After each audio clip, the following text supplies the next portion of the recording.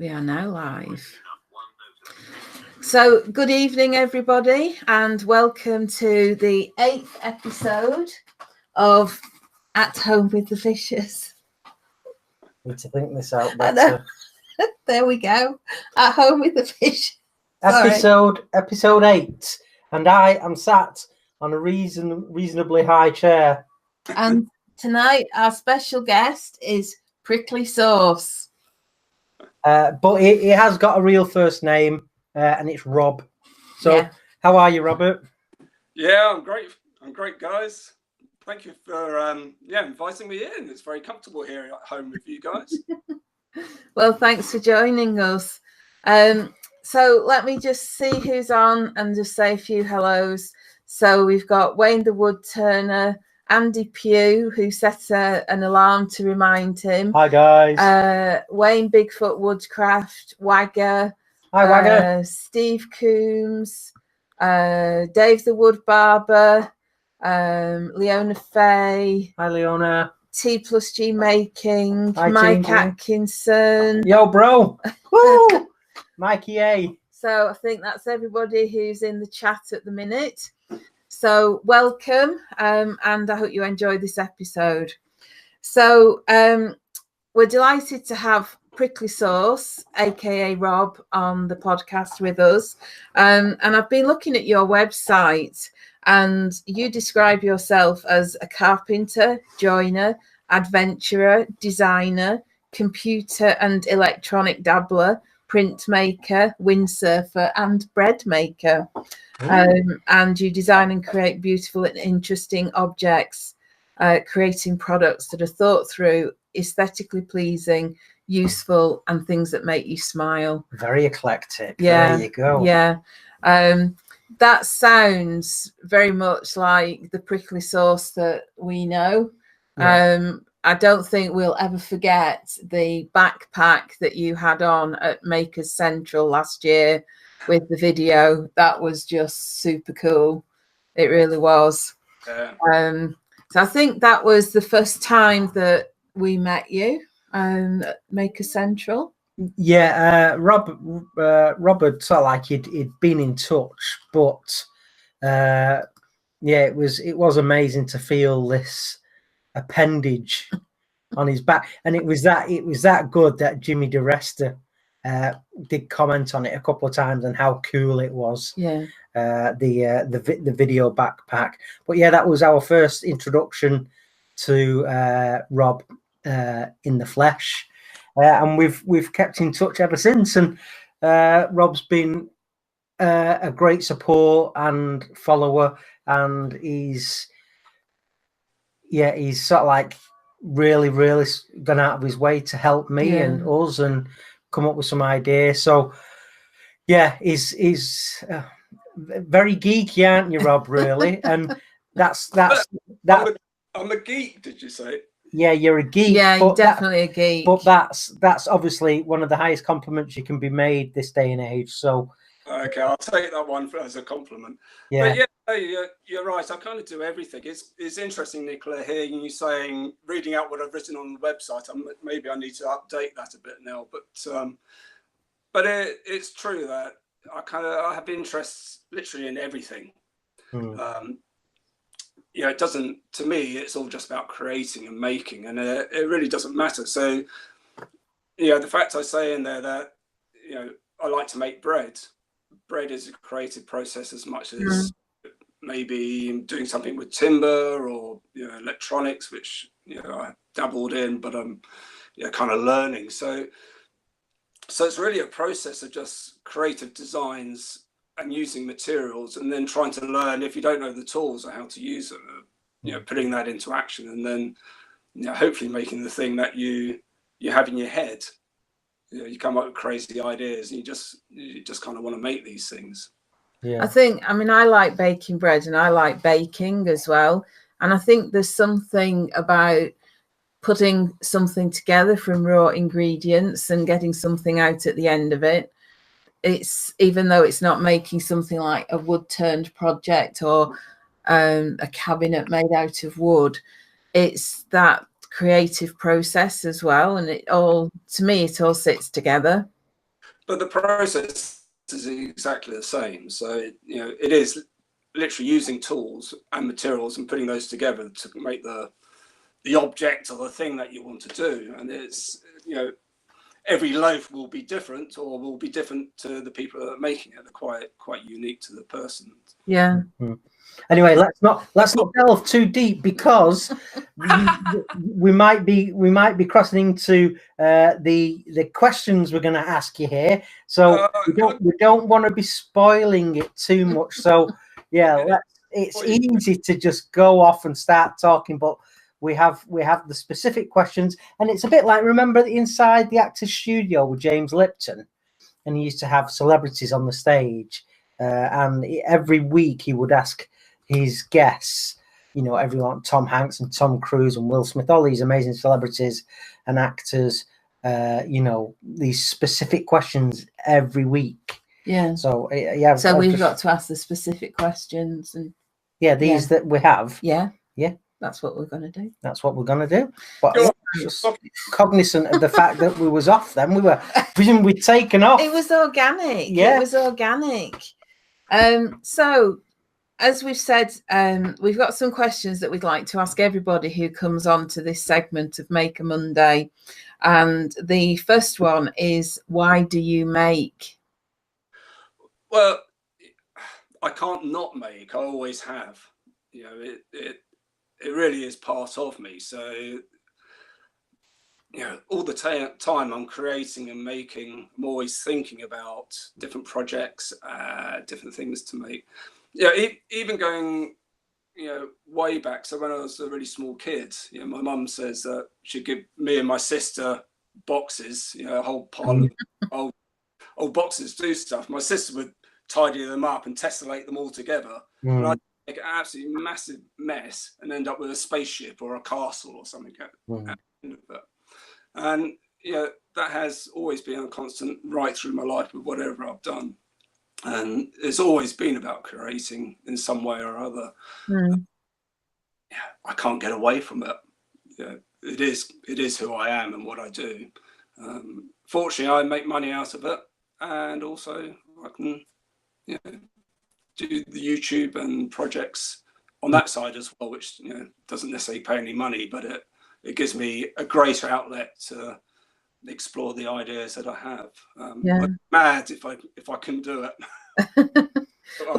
We've said before, it's to do with how you're wired, and we've said so many times that makers are wired in this way, and people have got to make. It's sort of it's like a driving force that they've got to respond to. Yeah, it definitely does drive me, and even beyond that, it's now so ingrained that I do it all the time. There was a story a few years ago. So Claire, my wife, and she would say things to me, and I'd like, you never said that. I can't remember you saying that. And we thought I had a problem with my hearing, to the point where I went off to see a specialist. And having worked with power tools for all my life, I wondered whether I'd lost sort of a bit of the top end on my hearing. And maybe I wasn't picking up on stuff. So I told him the story.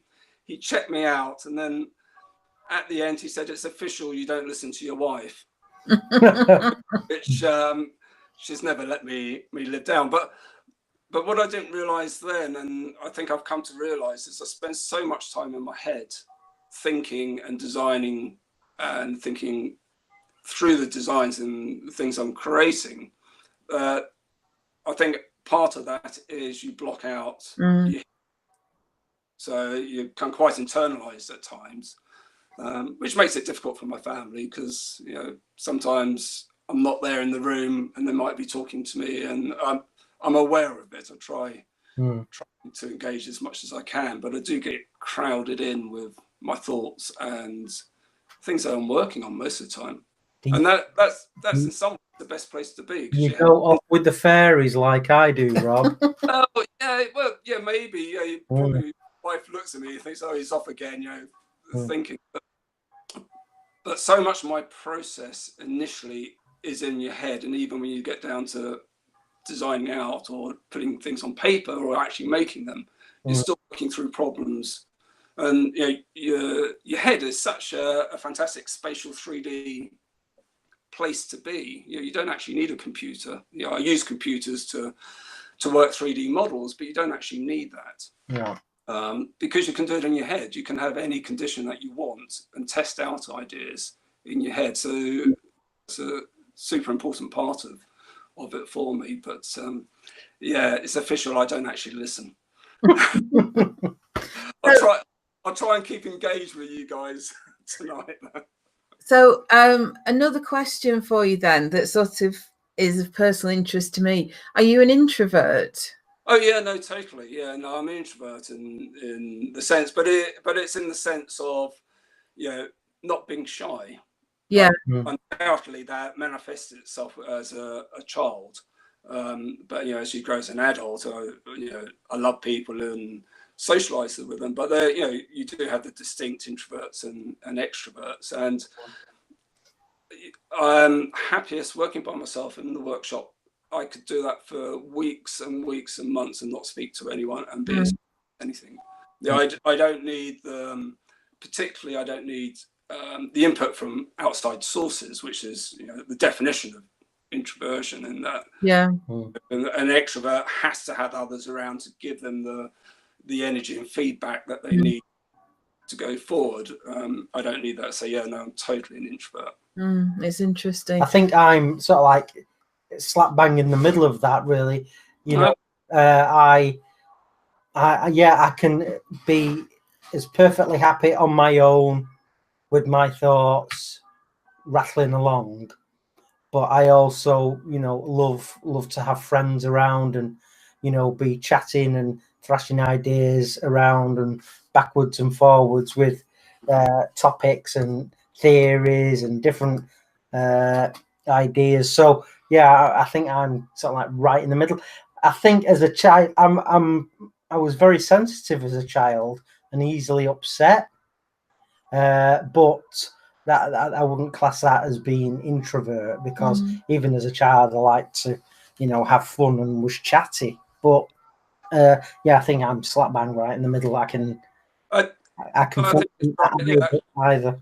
Yeah, as a child, it's different. You're still learning, but I think the true sense comes out when you're an adult. But kind of like Maker Central, which you mentioned, those for me are quite tough. Not that I don't like talking to people, but I'm exhausted by the end of it because I'm used to it, and I notice within half an hour I can't talk because I don't talk much. I'm working by myself, so those muscles aren't being used. It's amazing experience and show and meeting everyone, but absolutely whacked out by the end. Well, you said you were as well. You were tired, and your voice was going as well, wasn't it? So yeah, definitely. It will go now. I can feel it going a bit already, and we're only talking 10 minutes. Well, if you got a drink of water there with you, Rob, or tea, or I do. Yeah, got a glass of water. Right. Okay. So keep hydrated and stuff. So Chris, how do you talk for so long? I had the pleasure of coming and seeing you on Saturday demonstrating, and you were up there for 3 hours on the first one, talking pretty much the whole time. Is this something that comes naturally, or have you just got used to it?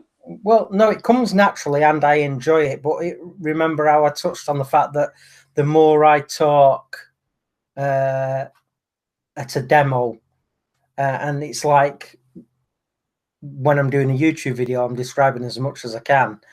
That's helping my mental imagery. So the more I'm talking and describing what I'm doing right there and then, the pictures evolve in my mind. So it's an aid and a tool as much as engaging. And I know the Axminster demos are free events, which is brilliant, but you have to make sure that the people there get the money's worth, if I can use that metaphor. Oh, we definitely got our money's worth on Saturday, Chris. So you have to keep talking, otherwise they're there, what's he doing, this is pretty boring, and they want to come and be entertained and learn and be inspired and feel comfortable so they can start asking questions. And so, yeah, I enjoy it. It's really hard work, and I can feel myself getting tired, like I said, just before we came on air. Since we've had dinner this evening, I can feel myself beginning to slowly get fatigued. And Nicola said I'm beginning to look a little fatigued now. And I had an afternoon nap yesterday. So, yeah, it takes its toll on me. But, yeah, I love it. I love it. So...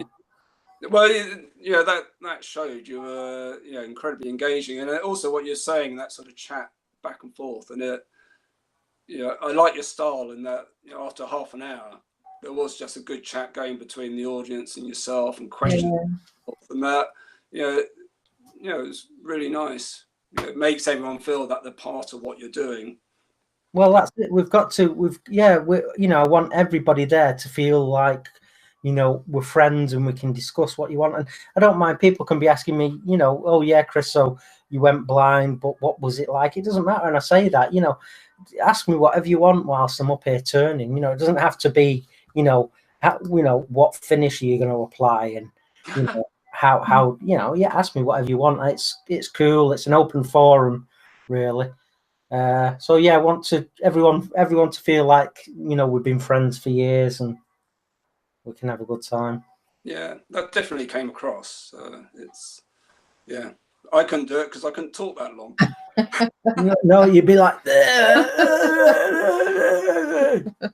But as you probably noticed, I don't talk on my videos, so it's probably a good reason for that. So.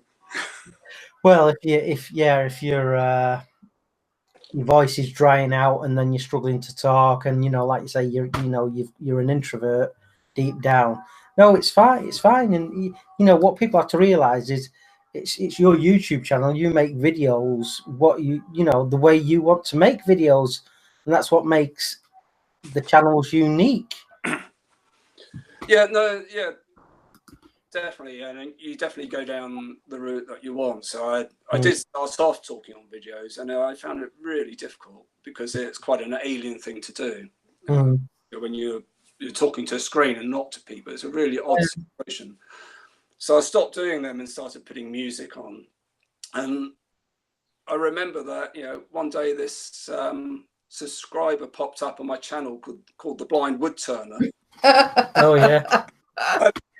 And I couldn't get it. Do you remember meeting Maker Central last year? And I came up to you and said, "Why do you watch my videos? There's all there is some funky music and nothing else." And you told me, unfortunately, you Nicola, you have to describe videos that Chris is interested in. I believe, is that right? Yeah.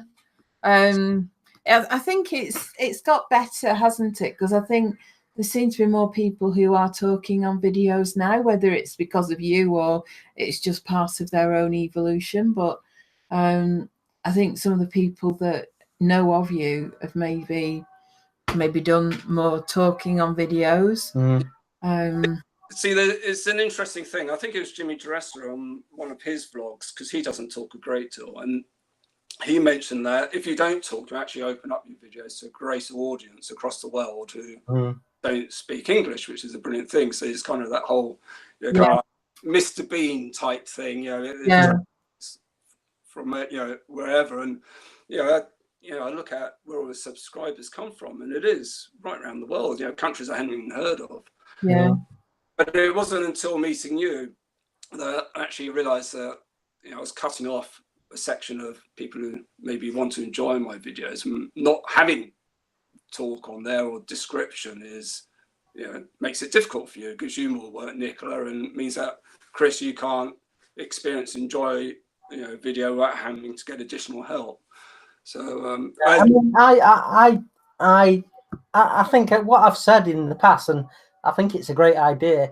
If you're not a great talker, or you don't want to talk and you want to speed your videos up and not talk and put some music in, that's fine. But let's say every sixth video, every now and then, just do a video especially for the visually impaired or whatever, just so Well, Rob did that special audio described version, which was good. And it was from meeting you back in 2018 that it was actually before that show, because I think I said at the time I'm going to do something for you. I didn't say at the time. I stopped doing videos for a while, but it did kind of it inspired me into thinking about. I don't like calling it a vlog. I actually say this is not a vlog, and what I do isn't about that. So it's partly it's this kind of hidden video that you can find if you know where it is. I do a description of the video, but it's also a bit like a scrapbook as well. So actually realizing that I needed to talk was a fantastic thing, because it opened up these greater possibilities of actually explaining about some of the stuff that's going in my head and the creative side of it and the process of getting somewhere, or the design thoughts which maybe don't come out in the video. And it's been, I think, really positive. I actually really enjoy doing them. So and hopefully for you, Chris, it works for you to then be able to experience the videos that I do, that you get a better insight into it. No, it definitely works for me. But like I say, for the people, that are thinking, well, that's not my bag, talking on videos, that's fine. Don't think that, you have to change the way you work and what makes you happy, for what is, really a very small amount of people, the blind and visually impaired. So I'd just say, every now and then, if you sort of like bear us in mind and do a video with some narration every now and then, that's cool. But it's your channel, your rules, do what you love to do.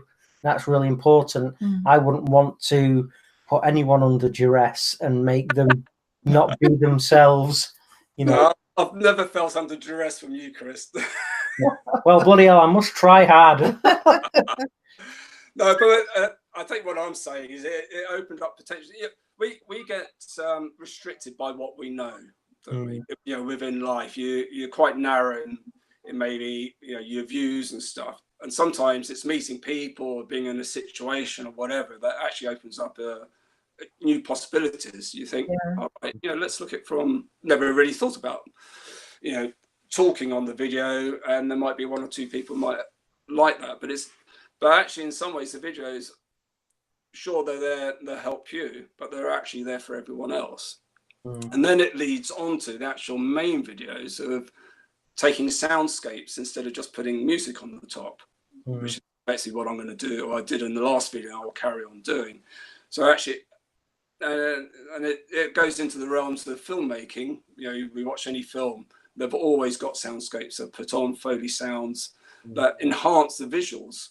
It's starting to think and look around that side of things, where how can we make this even a better product or video or entertainment for the people who are watching it, actually by really thinking about the sound as well as the video, as the visuals, because we are very visual focused, but that's only part of communication. There's so much more. So it's been a great, for me, it's been a great process actually. So thank you. You've given me a lot. So this is quite a good time to ask you, what has the maker community given you? Yeah, well, that's kind of interesting. It's kind of mixed up, isn't it? So I've been a maker for years, come to YouTube more recently, and introvert, working by myself, so you kind of feel like you're one person there doing it, and you're putting it up there. So I didn't really have much contact, and then Maker Central happened, and that's amazing actually. The community of makers who are out there, who all came together and met each other, and friendships made, and it's not necessarily on a daily way, but because you now know people and you can speak to them or get advice, and they're just out there. Instagram's a big thing. I didn't really know about Instagram or wasn't really engaged with it, but it's effectively where all makers are. Really enjoying that, and that's definitely where the feedback is. You can put things out and comment, and get feedback on what you're doing. So I wouldn't say the maker community feeds into me in a necessarily a creative way, except obviously I'm watching other people's output and trying to learn from what I like from what other people are doing. You know, occasionally you might pick up techniques and the likes. There's always new skills to learn. But can we talk about blind faith? I don't know if you were going to. Yeah, of course you can. Yeah. So, and then, this directs. I don't know. People are watching. If aware, but Chris put out the video asking for help and advice. To your channel was. I guess would it be fair to say kind of stalled, that you weren't getting? Yeah.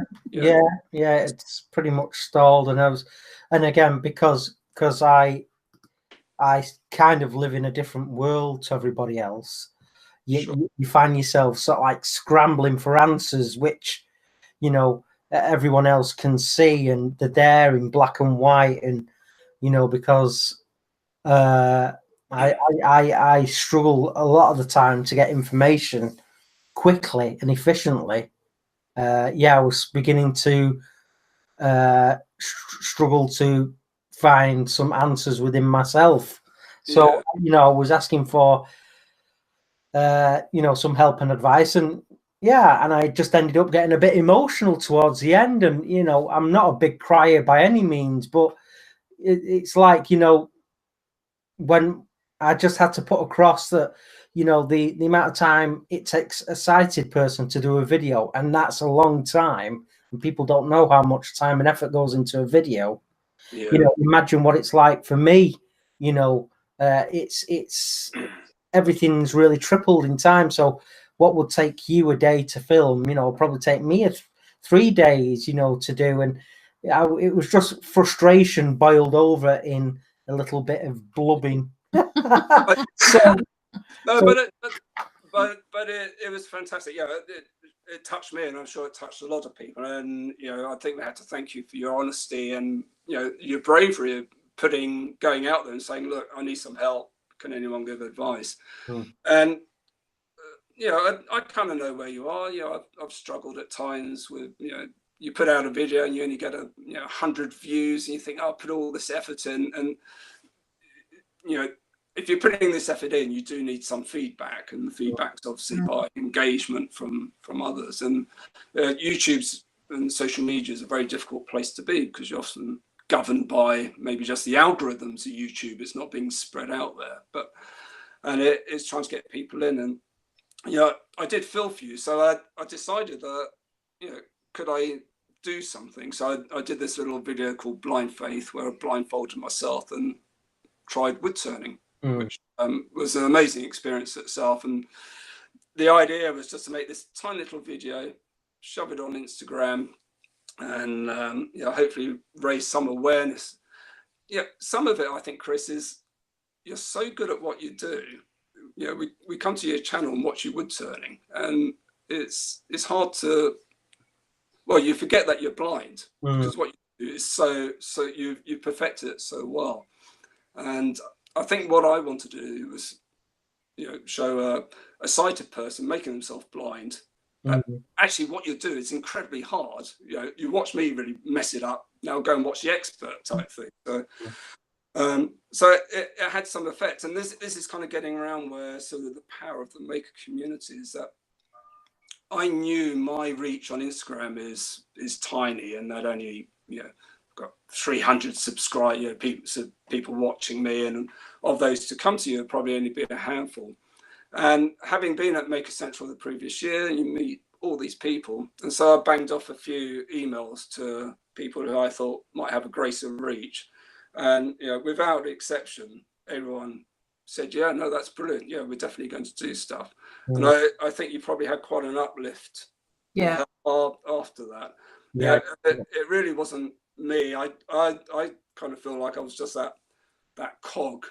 And but that was the power of Maker Central, really. And that I'd met Jimmy Duresta, and I could bang off an email to him, and by the next morning he was vlogging about you guys. But it was genuine. I had some lovely emails back and forth with him, and saying he'd met you, thought you're fantastic. Yeah, no, sure, let's shove some people your way. And I know from what you said that it worked. And I'm totally grateful to the maker community that they're out there and they're looking out for each other.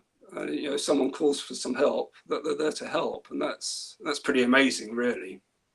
Well, I think we're totally grateful to you for what you've done, because you emailed all those guys, and it did impact Chris's subscriber numbers. But you've also been emailing me with so many ideas of things that we can do, and it's that input is invaluable. It's really difficult trying to do something on your own in isolation. And I'm not a big YouTube expert. It's never been something that I've done really until Chris had his channel. So there's so much that I still don't know, and I'm still learning. But yeah, that support was just unbelievable, and we can't thank you enough. Just before you start, it's there you go. Just wait a minute, Rob. Just calm down. Talking about the community. There are lots and lots of people out there that sort of like support me and go that extra yard to try and bring me up to speed with everybody else. And there's probably quite a few of them watching this video now and commenting, so you know who you all are. But yeah, like Rob says, we're all this amazing community. We all pull together. Even the super famous, highly successful YouTubers like Jimmy DeResta, out there, they're willing to say yeah. And Jimmy DeResta said to me, he says, Chris, please don't get upset about it. We're all here for each other, and we help where we can. So yeah, you're great. It's a great community, and everybody, by and large, would do anything to help someone that really needed it. I think there's a generosity of spirit that you get with the people in the maker community, and I think without exception, you see that with all the things that people do and say, and the emails that we get, the comments, it's the whole package really of all the support that we get, and it's overwhelming. But we're all there doing it the same as everyone else, aren't we? It doesn't matter if you're a maker and you've got a YouTube channel, or if you're a maker and you're making your shed at home. We're all doing the same. We're all just people, and we've all got the same interests. So why would we not help each other? So, I think what I was aware of was, I know I sent you quite a long email, sort of my thoughts of maybe things you could try to get things moving a bit better, but I was just aware that was only my view, one opinion out of lots. And actually, I think my desire was that I could get you lots of people coming to you to give you lots of ideas and different ideas, and then you start getting a feel for 50 people start saying the same thing. That's probably the thing to change or try. Do you see what I mean? Yeah, definitely. Yeah. I hope that's happened. I know, having looked at your videos, there has been a lot of, particularly after that video you put out, there was a lot of support and love there, and people giving suggestions, and it was amazing. I've got a notebook full of things that people have said, and I'm just trying to implement as many as I can now. But you've got to do your things in your own way. And I think what's hugely successful from what I've seen on your channel is your live streaming, this podcast, and also the live streaming that you do with the turning, because that kind of like the demonstrations that you do, and that real interaction between the two of you, and also the people live chatting. And I think that I haven't really seen that anywhere else, and to me that works really well, actually. No, we're definitely enjoying it, and Nicola said it's the year of go big or go home, so I can't let the wife down. So tell us what you love to make. But there's nothing specific. I love to make everything, as long as it's creating and making. Yeah, it goes back to that whole thing. It can be any material and anything. So, I play a little bit of the guitar. I wouldn't say that I'm a musician, but I've been playing a few years now, and to me, that's exactly the same process as any other making. You're just taking a material, being its sound, and you're having to learn a tool and put it together. So, I don't keep it specific to anything. So I actually think I've shorter attention span maybe, in that I get bored quite quickly. So I like to flit around a lot from one thing to another, and I'll be working on quite different things. Sure, timber is my speciality. That's what I trained in, and that's what I'm best at. But I absolutely loving working with metal. It's a new material for me, one that I avoided for many years, but I learned to weld a couple of years ago. I know you've started to weld now, haven't you, Chris?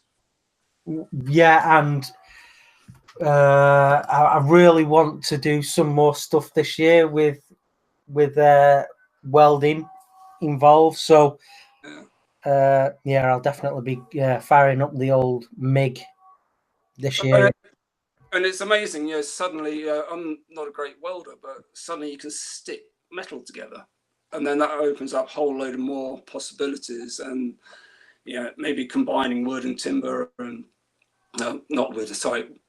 timber and metal together in projects where before you couldn't. So just by having a little bit of skill, or someone showing you, or going on a course, and you can pick up a whole new materials. But as you've seen, I make rucksacks and clothing, and it really doesn't matter to me at all. So normally my favorite thing is what I'm doing at the moment, and that becomes the next new thing, or so I've got what am I making at the moment? I'm making a rusty metal legged and maple stool at the moment. So that's Whoa. My latest project. Then I've got a box I'm going to be making. I want to get back into electronics a bit more. I've got so many designs and pieces of paper. I haven't got enough time to make them, and that's the biggest problem, is finding the time for actually physically making these things, and a lot of them fall by the wayside. But I have one. I'm going to let you into the secret. I'm sure no one else is listening, but I have got one special. Have you not seen all these people on the chat? Well, there's an interesting thing. You guys probably realise, and if anyone out there who subscribes, they notice I dropped out of YouTube for pretty much a year, and I've just come back to it. And I decided coming back that I'll kind of come back to it in my own way, and I'm in a little way I'm trying to subvert YouTube. I've turned off my subscribe account. I'll be turning off the likes and dislikes, and trying to get away from that whole thing of chasing numbers all the time. And as you're aware, I now have my non-vlog, my spoken to camera bit as a hidden video embedded in my video. But I have a project which I'm really excited about, which is then going to be hidden within the hidden video. So you start getting these nested videos. So if you're in the know, you know where to find it. And I'm really, really excited about it, because it's actually a type of project. It's nearly it's not conceptual in that it will be a thing, but it takes into engineering and making and visuals. And that will be popping up. I'll be putting up sometime. Did you saw the little Instagram video I did of the flip book for the stickers? Yeah. I'll be putting that up onto YouTube. So it very vaguely relates to that. So there'll be this kind of embedded series then from the videos going on, which effectively from the birth of the idea through. So if people are really interested in it or get engaged, they know where to find this little hidden project. That's cool. Yeah. We'll take a number of months to make, and then will be released as a project video. Yeah. But my hope is that some people find it and actually like what's going on. Yeah. And then you start getting some of the feedback back and forth and comments, and people can input and give ideas, and maybe an engagement in that way. And it'll be very small numbers, but I'm cool with it. That sounds really cool. Yeah. So so that's going to be interesting. So yeah, I'm definitely playing around with what we can do with YouTube, and just trying to find the not to be necessarily different, but definitely ways that other people aren't going about it. I think there's ways to look at it, and maybe in the way that films, editing and filming of the videos, to maybe bring in elements which other makers aren't doing, and because it kind of interests me, really. Yeah. It's like having Easter eggs, isn't it? Yeah, in video games. Yeah, I was just thinking that. Yeah. Well, no, it'd be exactly that sort of thing. Hit the right block, and it gives you access to somewhere else. Mm. When you're in the know, you're part of a private club, and you'll come and find it and watch it again. So actually, I think, or my hope is that you'll end up with a few people who are really into what you're doing, who are actually in some ways more valuable than getting lots of people suddenly subscribing or watching lots of views for something that maybe they watch for 10 seconds and flick onto something else. Yeah. I don't know if it'll work, and in some ways it doesn't matter. It's more that process of engagement. Yeah. And it comes back to the whole creativity. To me, that's the creative side, and maybe engaging with this platform. It's a bit like how they used to write books. Things like Sherlock Holmes was serialized, and I think Charles Dickens did the same. Each week or each fortnight, you get the next installment. And I hadn't thought of it in that way, but I suppose you're building up the story as you go on. Yeah. Some of it also is this project for me is kind of out of what I would normally do or think about doing, and I think in some ways by starting the process and putting it out there, and one or two people might be interested, you feel it might get momentum, because as I said earlier, it's very easy. You get ideas and excited about them, but they get lost because you don't find the time, or they get another idea comes along and crowds it out and gets moved by. But I thought by doing this, it might move me into actually exploring and being creative in a way that maybe I haven't been in the past. It's definitely going more down the art direction. I think there will be more of that sort of content. That sounds really cool. So our last question is, tell us something that the maker community doesn't know about you. Well, there's probably lots of things it doesn't know about me. I don't really tell people much at all, but it's trying to keep something relevant, isn't it? There's lots of things in the past. I used to be a mountaineer and climber. I've been to the Arctic and and stuff like that. But in some ways, I was thinking about it today, and that was kind of like 25 years ago. So it feels like it's another life. But something that I am, which I'm not sure anyone knows, but do you guys know of the website Instructables? Have you heard of one? No. It's pretty big. You should look it up. It's a how-to website. So you go on there. It's by far the best thing. If you want to know how to make anything, I first found it when I started to learn some electronics, and Instructables comes up. Yeah. It's an amazing site, and I've written a lot of Instructables to effectively initially just push people towards my YouTube videos, but it then became a thing in itself, and it's a great place to learn how to present your work in a step-by-step way. But it's a brilliant place to go if you want to know anything, from cooking to electronics to woodwork, metalwork, and everything. But I'm a judge for Instructables, because they have these competitions where you put your Instructable and then you can enter quite cool competitions. There's really nice prizes. I've been in quite a few. So you get, just by getting a finalist, you get a T-shirt with the Instructables robe on, or the speakers I have on my PC. I won from one for electronic projects, and I won quite a bit. So they have a lot of online judges. I'm a judge on Instructables. Well, that's pretty cool. You That heard, is, you, yeah. you heard it. Oh no, my brain. Being unbeaten by people. You heard it here first, folks. Prickly Sauce is a judge for Instructables, so go and check it out. That sounds really cool. I'm going to listen to that. Yeah, No, I've not heard of that before. It's a good site. Yeah, every maker should be there. Yeah, a lot of the makers at Maker Central on Instructables. Yeah, well, there's a couple of them are saying that they've come across Instructables in the chat. Yeah, cool. So, well, that's brilliant. Thank you so much for joining us for our Maker Monday segment. It's been really fascinating talking to you, and I think I'm going to have to ask you later about going to the Arctic, because that's of interest to me. I'm well into Shackleton and all that sort of stuff. But yeah, thank you so much for joining us. Yeah, it's been awesome, and like we say, stick around, Rob. It's been really insightful. Excuse the the blind joke, but sat there listening to you answer the questions and getting to know you a little bit better. It's been really, really cool.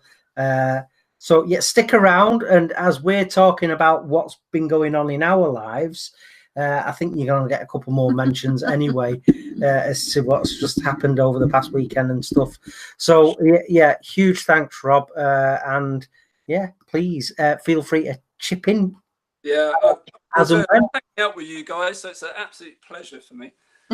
No, thank you so very much for agreeing to be our guest and our second guest. Yeah, our second guest.